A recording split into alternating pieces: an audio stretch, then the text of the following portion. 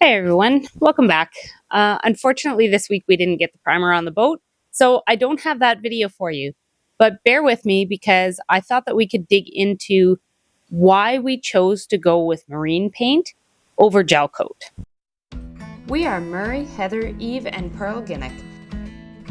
In September 2022, we bought this project sailboat. Join us for the journey as we turn this boat into our floating home on the water to hopefully one day sail around the world. So let's get into it. If you don't mind, I'm going to use my cell phone and my notebook to refer to throughout the video, just so that I can make sure that I give you accurate details and that I'm not missing anything. So let's talk about what gel coat actually is. According to boatpaintstore.com, gel coat is a resin-based coating that's applied directly to the fiberglass during the manufacturing process. So if you've ever watched a boat being built, usually there's the mold and then they spray gel coat into the mold and then they apply the fiberglass on top of that. So that's one way of doing it. The other way of doing it is that you have your fiberglass surface and then you spray gel coat on using a gel coat spray gun. Similar to a high volume, low pressure sprayer, an HVLP sprayer. So the pros for gel coat include durability. Basically, the gel coat's highly resistant to impacts, scratches, and general wear and tear. It provides a tough protective layer that is ideal for fiberglass boats. So gel coat goes on white, and your top coat is a clear gel coat. But it does offer a smooth, high gloss finish that can be aesthetically pleasing and maintains a shiny appearance. So you do have to wax it now and again and polish it, but it makes your boat look really nice. So the gel coat provides excellent UV protection, which helps prevent fading and degradation from sunlight, and the integrated protection. So as part of the boat's fiberglass structure, it offers built-in protection and doesn't require a separate primer. So when you put gel coat on, you don't have to prime the boat. When you paint, you have to prime the boat. Obviously, it's the same thing with when you paint a house and it's brand new drywall. You never put on a paint and primer. You always prime it first. Most boats with a gel coat job, they last about 20 years. Now, the cons of gel coat is that it is scratchable, and it does crack over time if it's not maintained properly. The maintenance involved. So over time, gel coat oxidizes. And then basically you have to polish it. And depending on the size of your boat, that can be quite the task. So you have to wax it to maintain its shine and to protect against the elements. And then when it comes to repairs for gel coat, that involves sanding and then applying matching gel coat and blending it in, which is obviously labor intensive. And anybody who's watched any of the other channels where they've had to do gel coat repairs, it's never perfect. It's usually close enough. You'll see like Colin from Parlay Revival, he had to mix up his gel coat when he was fixing his, I think it was his starboard bow, when it ripped up. And when they try to match the gel coat, they have to basically take a guess as, does it need to be more black? Does it need to be more yellow? Does it need to be more white? When they're mixing up the gel coat. Because gel coat is white, but there's a lot of different shades of white. So now let's talk about marine paint. So I got my definition for marine paint from myyachtmanagement.com. Their definition is marine paint is a urethane paint formulated specifically for use on boats and yachts. Marine paints, like all grip, are easier to apply compared to gel coat.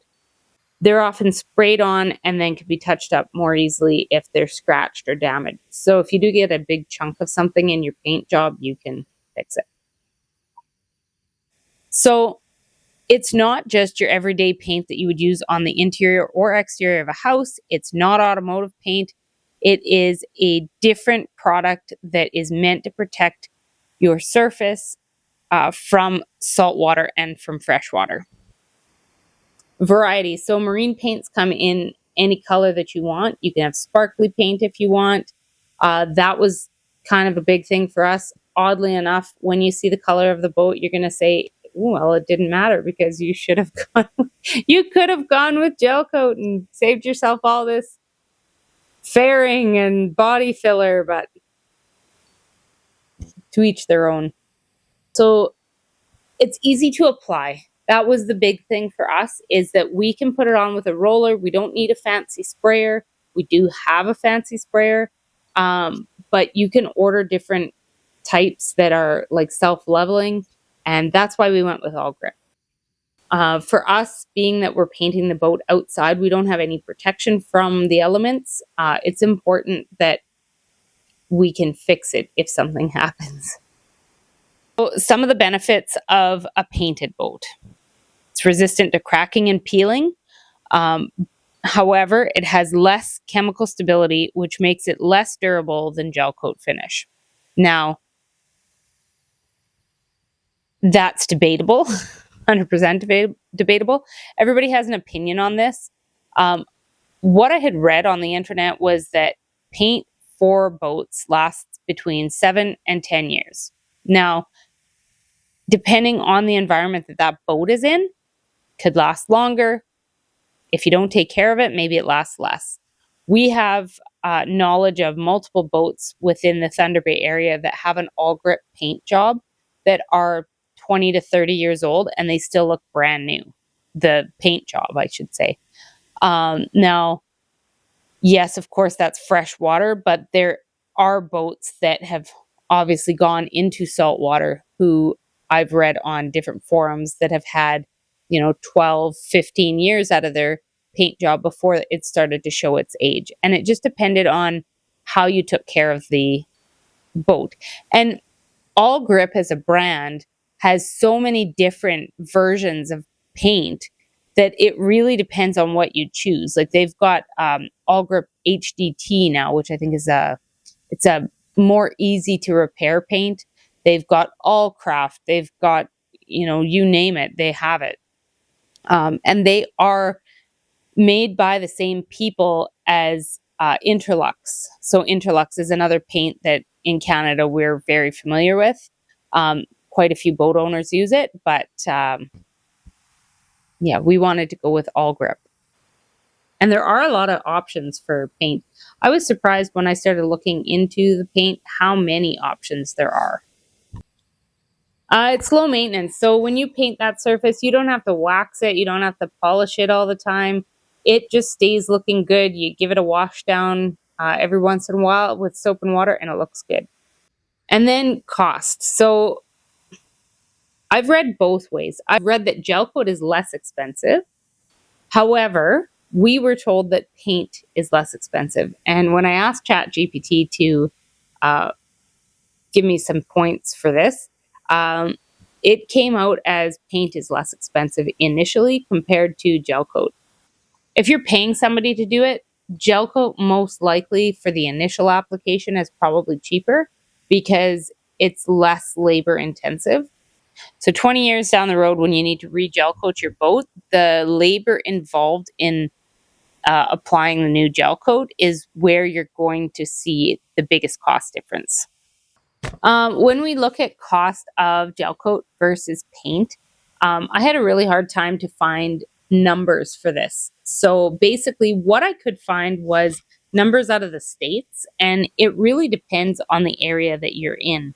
So when we look at gel coat, and this number could be a little bit dated, it's from boatdriving.org, and they say gel coat is $300 to $500 per hull foot. So if you have a 30-foot hull, you'd have 30 feet at $300 to $500 depending on the area. That's US dollars. Topside paint, you can expect $1,200 to $1,500 per foot. So it is quite a bit different, like, 3 to 4 times as pricey as what gel coat would be. However, I believe that's hiring out for it.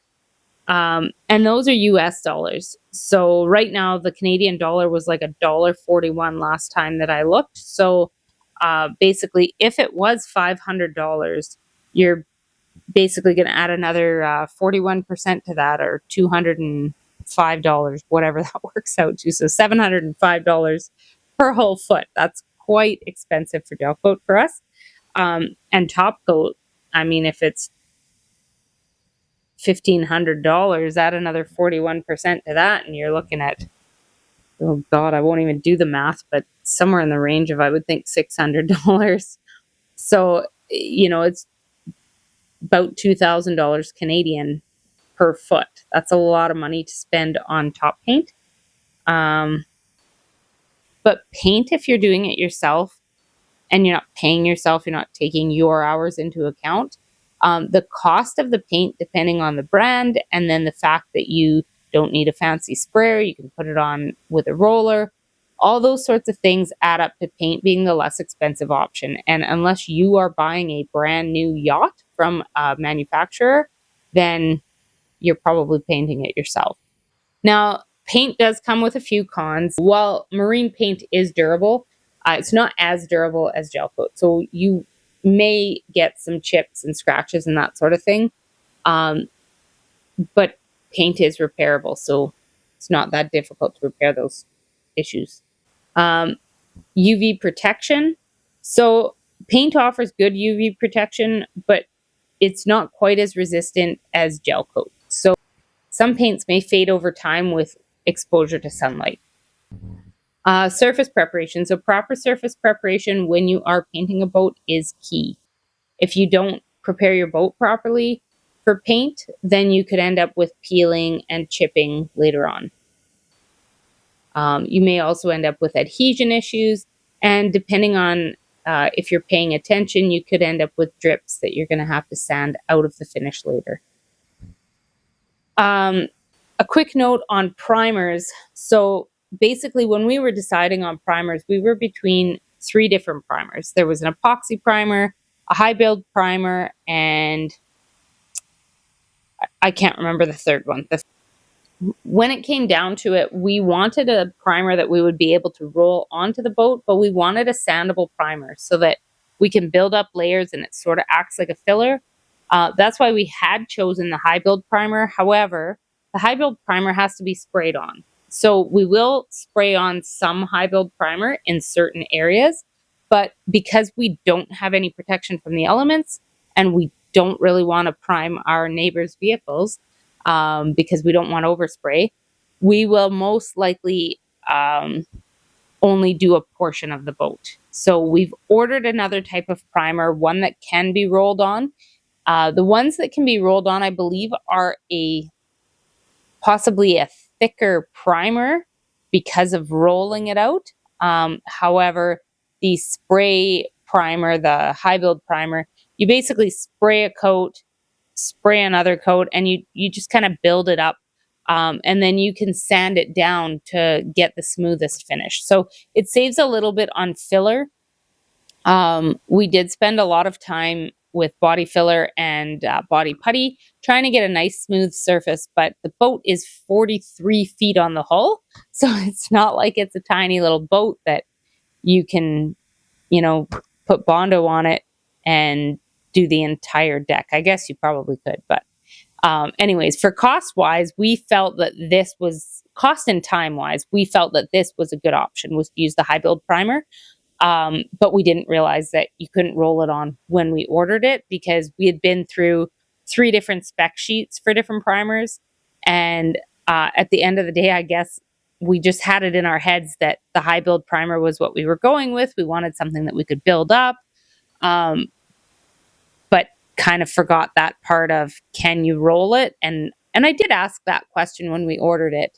And I was told, yeah, I think you can, but it turns out that you can't. So we'll take that back, whatever we don't use, and we'll get the proper primer. It's like a 545 or something like that as the number. We can go into that in detail later. So basically, at the end of the day, it's up to you whether or not you would choose gel coat or paint. For us, we chose paint because it's easy. We can fix it. We know people that have boats with the all grip paint, and we could get into a lot more about all grip in another video down the road when Murray has some time, because he is the one who chose it. But at the end of the day, that's what we went with. because it was more cost effective and we felt more comfortable in the application of it. So let me know in the comment section what you would choose. Would you choose gel coat or would you choose marine paint? Or if you've used all grip paint, let me know how that application went and how long it's been on your boat. That would be information that we'd love to know. Is your boat in saltwater or freshwater? If you haven't yet subscribed, please click that subscribe button and hit the notification bell so that you get notified every time that we put out a new episode. We aim to put out a new episode about every 2 weeks. Sometimes we put them out more often, sometimes less often, but you don't want to miss out if we do put out an episode that you're interested in. Also, hit that like button and share with your friends, anybody that you think might like our content. If you have any feedback for us, please leave it in the comments section. We do appreciate all feedback. Thanks for watching, guys, and we look forward to seeing you when we paint the boat.